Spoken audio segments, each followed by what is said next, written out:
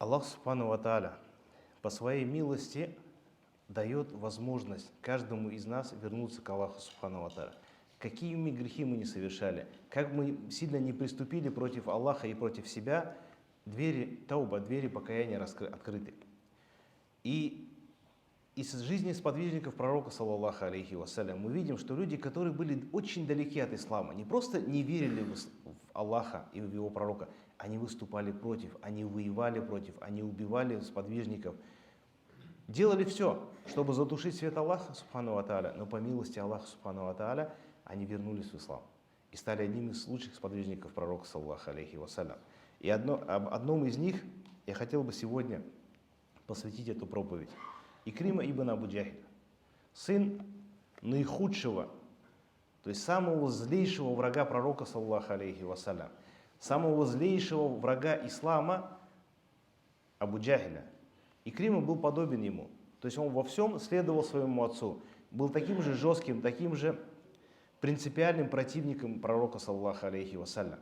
И до последнего выступал против, воевал с пророком, саллаллаху алейхи вассалям. Вместе с отцом постоянно вредили пророку, как раскидывание мусора, колючек, позоря его. Приводит риваят, где Абу Джахиль, увидев, сказал, что если я еще раз увижу этого человека, Мухаммада ибн Абдуллах, пророка, саллаллаху алейхи вассалям, как он мажет свое лицо в грязи, дословно, как он сказал, я подойду и наступлю ему на шею. И однажды, когда они сидели около Каабы, они увидели пророка, саллаллаху алейхи вассалям. И он пошел, попытался поставить ногу, но увидев ангелов, испугался, в страхе, говорит, я увидел, между нами был ров и крылья. И пророк, саллаллаху алейхи вассалям, сказал, что если бы он приблизился бы, ангелы бы его уничтожили. Таким был Абу Джахиль. И именно он, тот, кто посоветовал или предложил остальным возложить на пророка, саллаллаху алейхи вассалям, когда тут будет совершать сажда, кишки, внутренности верблюда. Так что пророк, саллаллаху алейхи вассалям, не смог подняться.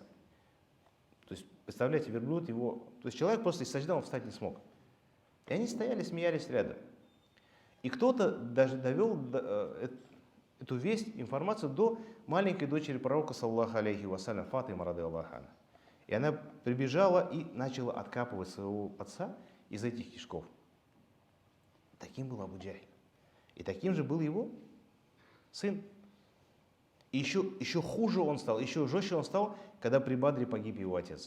То есть при Бадре, опять же, когда пророк, саллаллаху алейхи вассалям, после вот этого случая с внутренностями верблюда, когда пророк, саллаллаху алейхи вассалям, дочитал свой намаз, поднявшись, он сказал: «О Аллах, покарай Абу Джахиля ибн Хишама, и покарай Утбу ибн Рабия, и Шайбу ибн Рабия, Валида ибн Утбу, и Умай ибн Халяфа, и Укбу ибн Абу Муайта». И Абдулла ибн Масуд сказал, что я видел всех их, вот всех, кого пророк, саллаллаху алейхи вассалям, в этом бад-дуа, в этом дуа упомянул, всех я их видел, говорит, в колодцах Бадра. Все они погибли при первой битве. И вот после этой битвы Икрима был еще больше, то есть еще месть за отца была. И он продолжал воевать. И в Ухуде, когда мы знаем то, что Халид обошел гору, он командовал одним флангом, другим флангом командовал Икрима ибн Абу Джахиль. То есть он воевал постоянно. Даже когда пророк, саллаллаху алейхи вассалям, с 10-тысячным войском вернулся в Мекку, даже здесь остальные люди просто уже мы проиграли. То есть они признали это и сидели дома в страхе, ожидая, что с ними сделает пророк, саллаллаху алейхи вассалям, со своей армией. И даже вот здесь Икрима не успокоился. Он собрал горстку людей и вышел против 10-тысячной армии. И вот в схватке с Халидом, когда 4 из них, сторонников Икримы, погибли, Икрима бежал. Икрима бежал в Йемен, потому что было упомянуто 6. Пророк, саллаллаху алейхи вассалям, упомянул 6, которого следовало бы казнить. И среди них был Икрима. Икрима бежал в Йемен, убегая. И когда люди пришли к пророку, саллаллаху алейхи вассалям, в ожидании, что с ними будет, пророк им сказал: идите по домам, вы все свободны. И люди начали приходить, принимать ислам. И среди них пришла Хинд, супруга Абу Суфьяна, которая жевала печень Хамзы. И была супруга Икримы, Умму Хаким.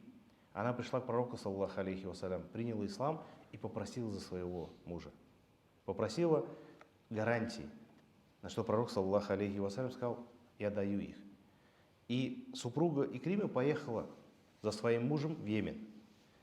и поймала его, то есть настигла его в месте Тихама, когда он пытался сесть на корабль, чтобы переплыть в Эфиопию.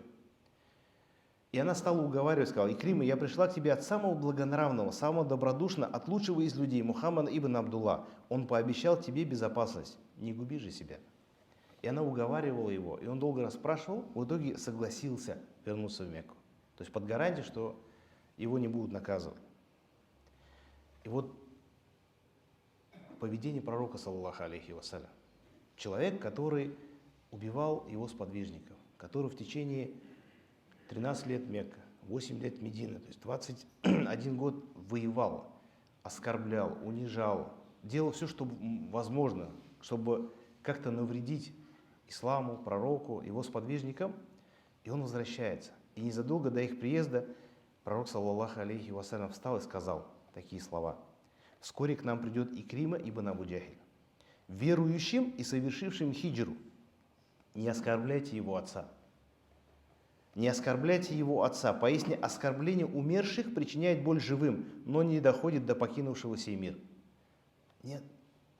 Человек вот 21 год вредил пророку, и даже здесь пророк, саллаллаху алейхи вассалям, забудется о его чувствах. Не обижайте его отца. Понятно, Абу Джахиль заслуживает этого. Но, говорит, оно не навредит Абу Джахилю, но Икрим будет неприятно, что его отца позорят. И когда Икрима зашел, пророк, саллаллаху алейхи вассалям, с улыбкой встал, и не как король, вот тот униженно пришел просить, а я имею право. Он встал и пошел к нему навстречу со словами: «Приветствую тебя, кто совершил хиджру». Хотя мы знаем то, что после взятия Мекки хиджры нет. Хиджры нет. Но тем не менее пророк, саллаллаху алейхи вассалям, обращается к Икриме как к человеку, который 8 лет назад бежал. То есть сподвижники пророка, саллаллаху алейхи вассалям, спасая религию, спасая ислам, они оставили свои семьи, свое имущество, они бежали. И Икрим был один из тех, кто настигал и убивал их. И он ему говорит: «Приветствую того, кто совершил хиджру».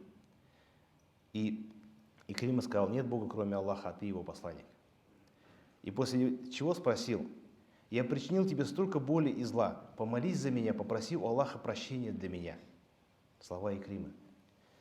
И пророк, саллаллаху алейхи вассалям, подняв руки к небу, сказал: «О Аллах, прости Икриме ту неприязнь и вражду, что он испытывал ко мне и к исламу. Прости ему все пути, что он прошел, пытаясь потушить твой свет. Прости ему все оскорбления, что сошли с его уст». И Икрима, все это увидев, он не ожидал. И вот опять же вот эта сунна пророка, саллаллаху алейхи вассалям, мягкость, с которой пророк, саллаллаху алейхи вассалям, бывших врагов, которые убили его неделю назад, месяц назад, убили этого человека. Но вот этими словами он подкупил Икриму. Икрима сказал такие слова: «О посланник Аллаха, сколько сил и имущества я потратил на то, чтобы не позволить людям встать на путь Аллаха, теперь я потрачу в 2 раза больше, чтобы призывать людей на правильный путь. И какие бы битвы я не вел против ислама, ради ислама я буду воевать вдвое больше». Обещание. И он говорит, историки сказали, он сдержал свои обещания. И сдержал он его при битве при Ярмук, когда 140 тысяч византийцев, против них было 40 тысяч мусульман. И очень долгая битва была. И мусульмане постоянно отступали. То есть Халид спасал армию. И вот когда они начали отступать, Икрима сошел с лошади, обнажил меч и сказал, то есть попытался вернуться, скажем так. И Халид, увидев это, сказал: «Не делай этого». То есть Халид понял, что он хочет, говорит: «Не делай этого». На что Икрима сказал: «Оставь меня, Халид. Ты сражался рядом с пророком и сделал многое на пути распространения ислама. Я же и мой отец больше всех причинили боли посланника Аллаха». То есть он признает это. Больше всех причинил посланник мой отец и я. Дай мне возможность искупить прошлое. И потом он сказал: «Как я могу отступить, когда столько раз сражался против пророка? Нет, этому не бывает». И возвал к воинам: «Кто даст присягу на смерть? Кто даст, кто пообещает умереть сейчас?» И 400 человек ответили на его призыв. И они вот бросились, вот, прикрывая отступление мусульман. И вот среди раненых после этой битвы было 3 самых больших сподвижников: Харис ибн Хишам, Аяш ибн Абу Рабия и Икрима ибн Абу Джахиль.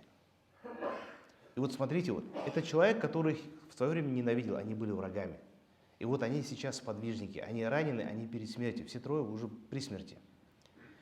И вот последнее, что они делают, Харис попросил воды. А мы знаем, человек, когда умирает, жажда невыносима. И когда ему принесли воду, он увидел, что Икрима смотрит на него. Икрима даже не попросил, он сказал, дай сначала Икриме. Тот пошел к Икриме, а Икриму увидел Аяша. Он сказал, дай сначала Аяшу, пусть Аяш сначала попьет. Подошли к Аяшу, Аяш умер. Вернулись к Харису с Икримы, они тоже умерли. То есть последнее, что они сделали, они предпочли своих братьев по отношению к себе. И это пророк, саллаллаху алейхи вассалям, воспитывал, менял людей именно своим мягким поведением. И это мы видим сегодня. Есть, где мы грубо отвечаем, где мягко. Где мы делаем так, как делал пророк, саллаллаху алейхи вассалям, это приносит плоды. Буквально недавно я смотрел, вот, даже, по-моему, где-то в группу я выкладывал. Известный случай в Америке произошел. Ричард Маккейни был военным, во время 11 сентября где-то служил. И он во всем винил мусульман. Вплоть до того, что в городе, где он жил, Нанси, там была мусульманская община, она разрасталась. А для него во всем виноваты мусульмане. И он реально сделал бомбу. Он сделал бомбу и пришел в исламский центр, чтобы ее взорвать, чтобы побольше мусульман погибло. И, говорит, навстречу вышла женщина по имени Биби. И она, говорит, так с ним поздоровалась, как никогда с ним никто не здоровался. И это его остановило. И она ему подарила Коран. Но даже на этом, говорит, он не остановился. Он говорит, ладно, я почитаю Коран, найду причину, где вот в Коране написано, что всех американцев нужно убивать. И приду в пятницу, где народу будет больше погибну, убью. Ушел. До этого, говорит, эта женщина пригласила его в гости. Приготовил явство и начал рассказывать об исламе. В итоге этот человек принял ислам, и сегодня он является руководителем вот этого исламского центра. Человек, который пришел с бомбой, чтобы их... Аллах Субхану ва Тааля меняет сердца. Опять же, как мы это воспринимаем. Мягко, либо грубо. И в этом очень много примеров пользы для нас. Из сиры пророка, саллаллаху алейхи вассалям, сподвижников, то, что мы сейчас здесь в мечети, у нас не должно быть высокомерия, что мы уже в раю, а вот те люди, пусть он будет пьяница, пусть он будет вор или убийца, то что он ниже нас. Может оказаться так, что он умрет более сильным иманом, чем мы. Поэтому вот этой надменности и высокомерия у нас быть не может, не должно быть. Опять же, надежда. Надежда, что хотя бы даже последний человек, самый последний враг ислама, он все равно, иншаллах, возможно, примет ислам. Мы должны надеяться, верить в это и делать причины, призывая, как это делал пророк, саллаллаху алейхи вассалям, с теми врагами, которые десятилетиями воевали с ним. Хорошие отношения. Вот, хорошие отношения, мы, будучи мусульманами, повторюсь, говорил об этом не раз, когда мы просто рассказываем хадисы аята, и когда мы делаем, это две разные вещи. Мы можем долго рассказывать про хорошие качества мусульманина, а потом просто взять и нагрубить или где-то ущемить его права. И вот именно это красивое поведение пророка, саллаллаху алейхи ва саллям, даже тоже красивое поведение этой женщины Биби. Человек просто, он был обезоружен. Просто красиво поздоровал, она просто поздоровалась. Уже человек просто, который пришел с бомбой, он ее не взорвал. Просто красивый. И последнее, дела оцениваются по завершению. Аль-Амар биль-Вахид. То есть, чем закончится? Абу Джахиль умер неверующим, его сын умер верующим, о котором сейчас рассказывается как одного из великих сподвижников пророка, саллаллаху алейхи вассалям. Поэтому нужно просить у Аллаха Субхану ва Тааля, чтобы Аллах нашу душу забирал в том положении, когда мы будем верить в Аллаха Субхану ва Тааля, подчиняться и поклоняться Ему. И пусть Аллах убережет нас от того, ведь есть и обратная реакция. Человек может быть крепким, сильным мусульманин, но перед смертью выйти из ислама. Да убережет Аллах Субхану ва Тааля нас от этого.